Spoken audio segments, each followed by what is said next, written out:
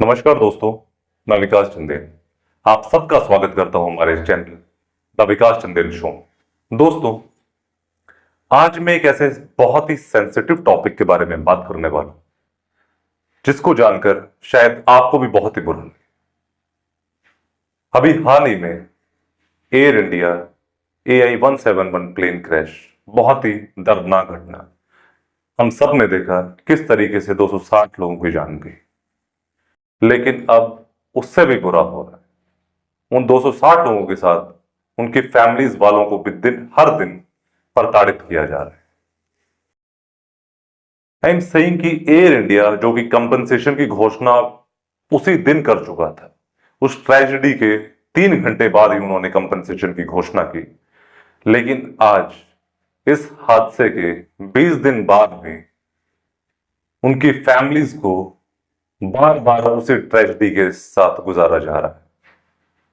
हम सब इंस्टा या अपनी स्टोरीज लगाते हैं, RIP, रेस्ट इन पीस। उनकी फैमिलीज को भगवान हिम्मत दे कि वो इस दुख से बाहर निकल सके। लेकिन एयर इंडिया क्या कर रहा है? उनको बार बार उसी दुख के अंदर धकेल रहा है। किस लिए?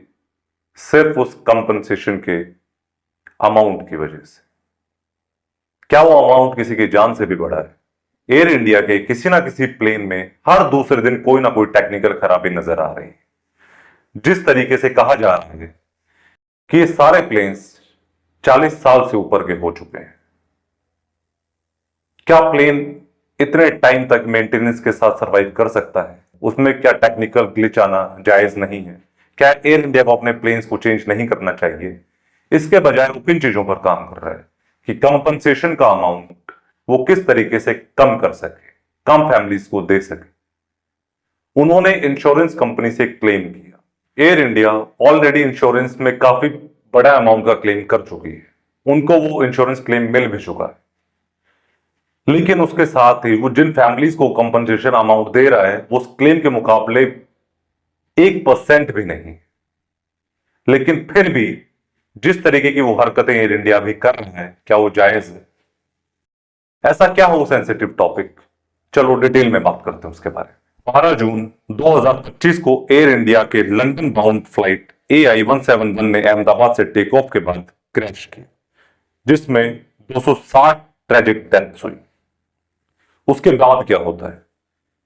एयर इंडिया की तरफ से फैमिलीज को एक डिटेल फॉर्म भरने के लिए कहा गया, जिसमें financial dependency, employment details, employer contacts और लीगल टर्मिनोलॉजी थी, बिना किसी लीगल गाइडेंस के। लॉ फर्म, एक US लॉ फर्म है, लॉ फर्म स्टुअर्ट्स के लॉयर पीटर नीनाम ने इसे इथिकली आउटरेजियस कहा है।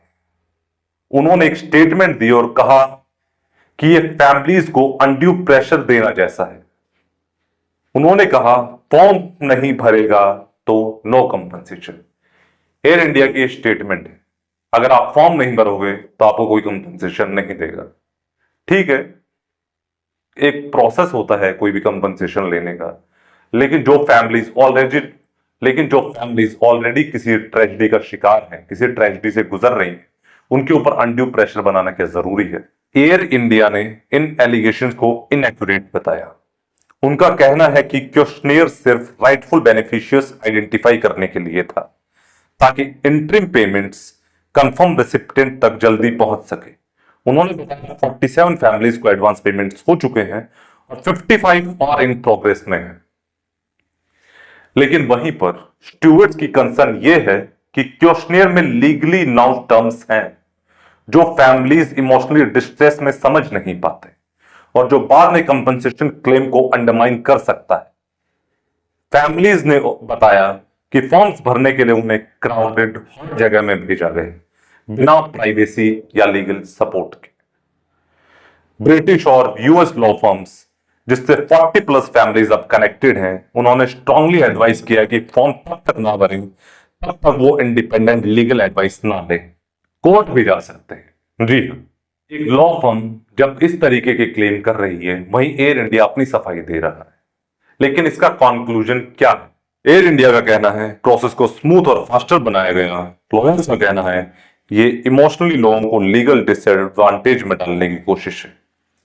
अफेक्टेड फैमिलीज के पास दो ऑप्शंस, फॉर्म भरना जिससे उनकी क्लेम लिमिट हो सकती है, या लॉयर्स के साथ लीगल फाइट चूज करना। यह है इस पूरे केस का कॉन्टेंट। जिस तरीके से फैमिलीज ऑलरेडी इफेक्टेड हैं, उनके अंदर उनको लीगल टर्म समझ में नहीं आ रही। आप क्या उन्हें लॉयर्स के पास जाके इस पूरे टर्म्स को समझना पड़ेगा?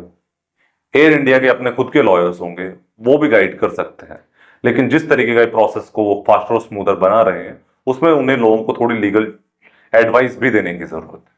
अगर आपके किसी जानने वाले या फैमिली ने फॉर्म फिल किया है या आप इसके बारे में सोच रहे हो, तो लीगल एडवाइस जरूर लें। पसंद आए तो लाइक और शेयर जरूर कीजिए।